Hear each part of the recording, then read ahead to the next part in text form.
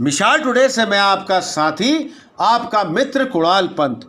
साथियों, आज का मेरा ये वीडियो बहुत ही खास है और ख़ास तौर पे मेरा ये मेडिकल वक्तव्य जो मैं आपसे बात करना चाहूँगा, आप ज़रूर देखिए और अधिक से अधिक लोगों को आप ये साझा भी करिए, क्योंकि मैं आपसे आज बात करना चाहूँगा भारतवर्ष की एक बहुत ही प्रमुख समस्या के बारे में जो लोगों में बहुतायत पाई गई है, और वह है नींद की समस्या, यानी कि स्लीप डिसऑर्डर। स्लीप डिसऑर्डर, नींद की समस्या अनेकों प्रकार की होती हैं, जिसमें अनिद्रा यानी कि insomnia, narcolepsy, restless leg syndrome RLS और ऑब्स्ट्रक्टिव स्लीप एपनिया OSA के रूप में जाना जाता है। स्लीप डिसऑर्डर की अन्य कम प्रचलित समस्याओं में सिनकार्डियम रिदम डिसऑर्डर, खर्राटे, नाइट टेरर या बुरे सपने यानी कि नाइट टेरर या नाइट मेयर्स आदि शामिल होते हैं। सोते समय विकारों या समस्या नींद की स्थिति का एक समूह है जो अक्सर एक व्यक्ति की नियमित रूप से अच्छी नींद लेने की क्षमता को बहुत अधिक प्रभावित करता है और लगातार इसको करता जाता है।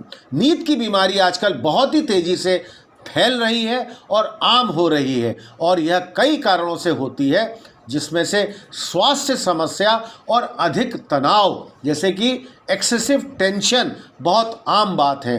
नींद की बीमारी के प्रकार के आधार पर लोगों को गिरने के समय के साथ कठिनाइयों का सामना भी करना पड़ता है, और पर्याप्त नींद की कमी के कारण दिन भर बहुत ही थका, बहुत ही बेचैन और बहुत ही खराब सा महसूस होता है। इस प्रकार नींद की कमी ऊर्जा यानी कि एनर्जी, मनोदशा, एकाग्रता और समग्र स्वास्थ्य पर नकारात्मक प्रभाव डालती रहती है।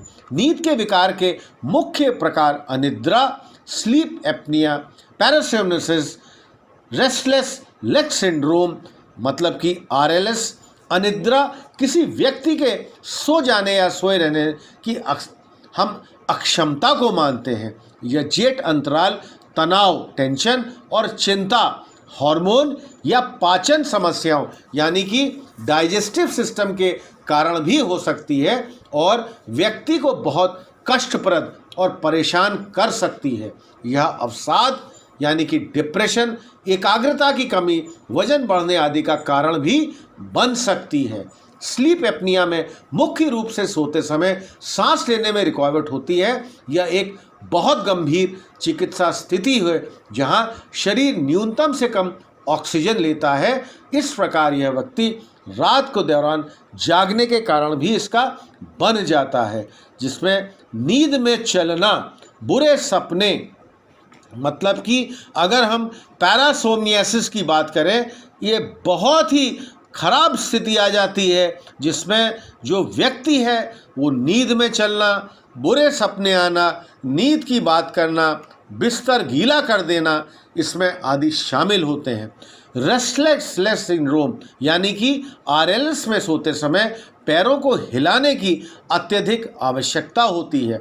स्लीप डिसऑर्डर के लक्षण इस प्रकार की गंभीरता और प्रकार के आधार को व्यक्ति से दूसरे व्यक्ति में भिन्न हो सकते हैं। लोगों में नींद संबंधी विकारों में सबसे सामान्य लक्षणों में शामिल है सोते समय या सोते रहने में कठिनाई आना, दिन भर की थकान, दिन के दौरान झपकी लेने की तीव्र इच्छा, बिकॉज कमजोरी के कारण भी ये होती है, चिड़चिड़ापन या चिंता, एकाग्रता यानी जो आप एकाग्र चित्त मन से, इसमें भी बहुत कमी, और अवसाद यानी कि डिप्रेशन का इसमें बहुत अधिक संभावनाएं मानी जाती हैं।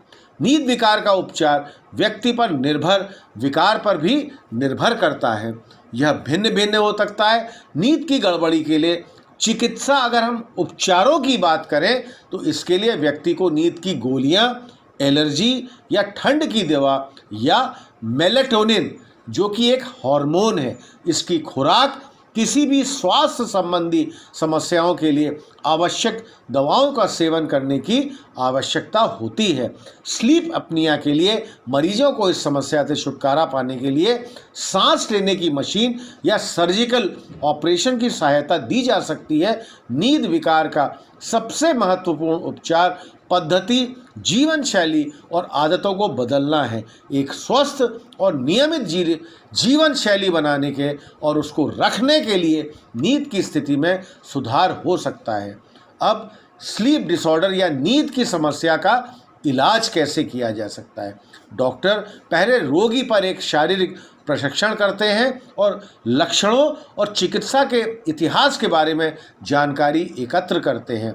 वे नींद विकार के सटीक कारण का पता लगाने के लिए विभिन्न परीक्षणों का लिख भी सकते हैं। वर्तमान में परीक्षण पॉलीसोमनोग्राफी ये होती है। यह एक नींद अध्ययन है जो ऑक्सीजन के स्तर, शरीर की गतिविधियों और मस्तिष्क की तरंगों का मूल्यांकन करती है ताकि यह पता चल सके कि सोते समय गड़बड़ी कैसे पैदा होती है। एक अन्य परीक्षण को इलेक्ट्रोइंसेफेलोग्राम या EEG भी कहा जाता है, जहां मस्तिष्क आपके ब्रेन लेवल में विद्युत गतिविधियों का आकलन किया जाता है और संबंधित समस्याओं को नोट किया जाता है। तीसरा परीक्षण आनुवंशिकता यानी जेनेटिक्स रक्त प्रशिक्षण है, जो कि नार्कोलेप्सी और अन्य अंतर्गत स्वास्थ्य स्थितियों का निदान करने के लिए उपयोग किया जाता है।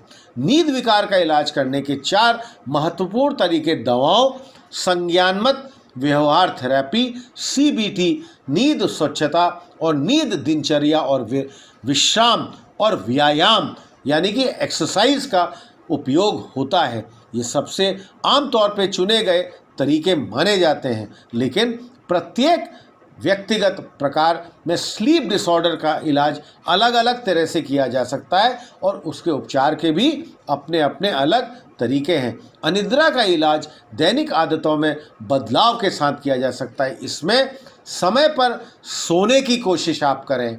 कैफीन और फास्ट फूड या जंक फूड्स से आप परहेज करें। नियमित व्यायाम, एक्सरसाइज आदि शामिल करें। जब बॉडी टाइमर में बदलाव होता है तो उपचार विशिष्ट प्रकार के सिनकार्डियल रिदम डिसऑर्डर पर निर्भर करता है। इसमें बेड टाइम का समायोजन और वृद्धि के समय शामिल हो सकता है। उचित समय पर मेलाटोनिन, जो कि एक हार्मोन माना जाता है, उसका उपयोग और उज्ज्वल प्रकाश चिकित्सा। स्लीप एपनिया के मरीजों को CPAP या निरंतर सकारात्मक वायुमार्ग दबाव प्रदान किया जाता है। सोते समय एक मास्क भी पहना जा सकता है। स्लीप डिसऑर्डर का इलाज मेडिकेटेड दवाओं में भी किया जा सकता है। प्रिस्क्रिप्शन दवाएं भी ली जा सकती हैं। लेकिन साथियों, ये ध्यान रखिए, अगर इसके आगे आपको और भी अपने शरीर में नींद की कमी और अलग तरह की और बीमारियां लगने लगे तो आप अपने क्लिनिकल साइकोलॉजिस्ट और ख़ास तौर पे अपने साइकेट्रिस्ट की ज़रूर मदद लें। अपने साइकेट्रिस्ट को आप दिखाएं और उचित इलाज ज़रूर करें। हमारे इस चैनल मिसाल टुडे को अधिक से अधिक संख्या में आप सब्सक्राइब करिए ताकि हमारे रेगुलर नोटिफिकेशंस आपको लगातार मिलते रहेंगे। हमारे चैनल को लाइक करिए और हाँ साथियों, अपने कमेंट्स आप हमको लगातार पोस्ट करते रहिए।